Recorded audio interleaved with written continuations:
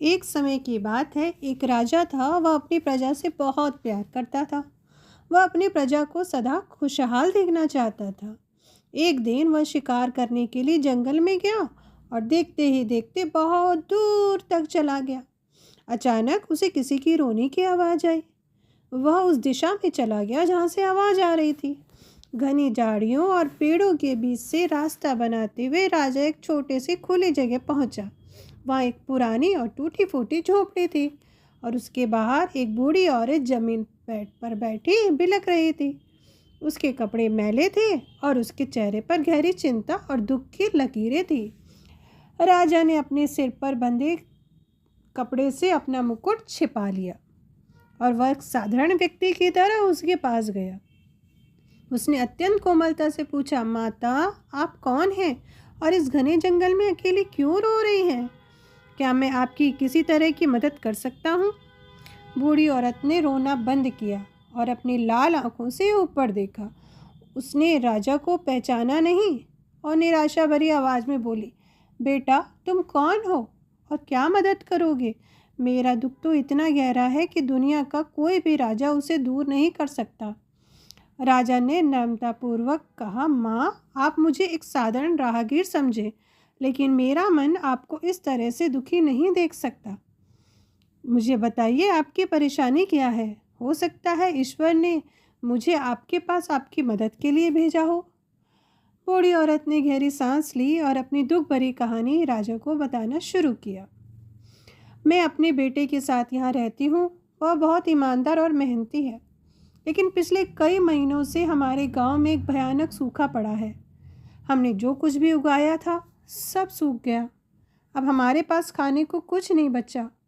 मेरे बेटे को कल साहूकार का ऋण चुकाना है।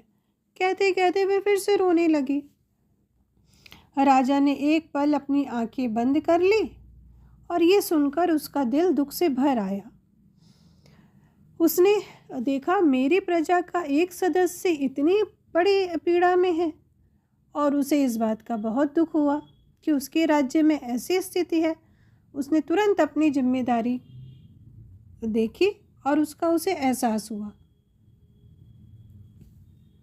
उसने बूढ़ी औरत को ढास बंधाया और कहा, चिंता मत करो माता, साहूकार का ऋण चुक जाएगा और तुम्हारी भूख भी शांत होगी। मैं आपके बेटे से मिलना चाहूँगा। क्या वह भी घर पर है? बूढ़ी औरत ने झोपड़ी की तरफ इशारा किया। राजा ने अपना मुकुट फिर ठीक किया और अपने गुप्तचरों को बुलाने के लिए ताली बजाई, जो पास की झाड़ियों में छिपकर उसकी रक्षा कर रहे थे। पल भर में दो मजबूत और वफादार सैनिक राजा के सामने आकर खड़े हो गए। बूढ़ी औरत उन्हें देख के डर गई, लेकिन राजा ने अपने सिर से कपड़ा हटाकर मुकुट दिखाया। जब बूढ़ी औरत ने साक्षात राजा को अपने सामने देखा तो वह आश्चर्य और भय से कांप उठी और तुरंत जमीन पर गिरकर प्रणाम करने लगी। राजा ने उसे रोका, कहा, नहीं माता, आप तो मेरे लिए अपनी माँ के समान हैं। मेरा दुर्भाग्य था कि मैं आपके दुख को इतनी देर बाद जान पाया। अनजान रहा मैं आपके दुख से।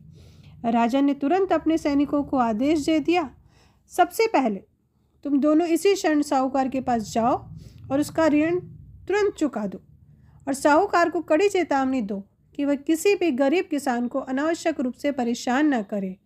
दूसरा, इस गांव के सभी सूखाग्रस्त क्षेत्रों का पता लगाओ और हमारी राजकीय अन्न भंडार से तुरंत भोजन और बीज की व्यवस्था करो। राजा ने बूढ़ी औरत को आश्वासन दिया, माता, अब से तुम्हारा बेटा केवल खेती पर ही ध्यान देगा। ये सूखा हमारे लिए एक चेतावनी है।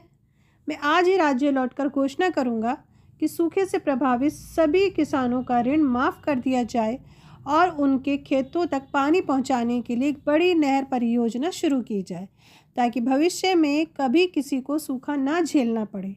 राजा के इस निर्णय से बूढ़ी औरत की आंखों में आंसू तो थे, पर वो दुख के नहीं बल्कि कृतज्ञता और खुशी के थे। तो इस तरह राजा ने अपनी प्रजा का दुख देखा और उसे दूर किया।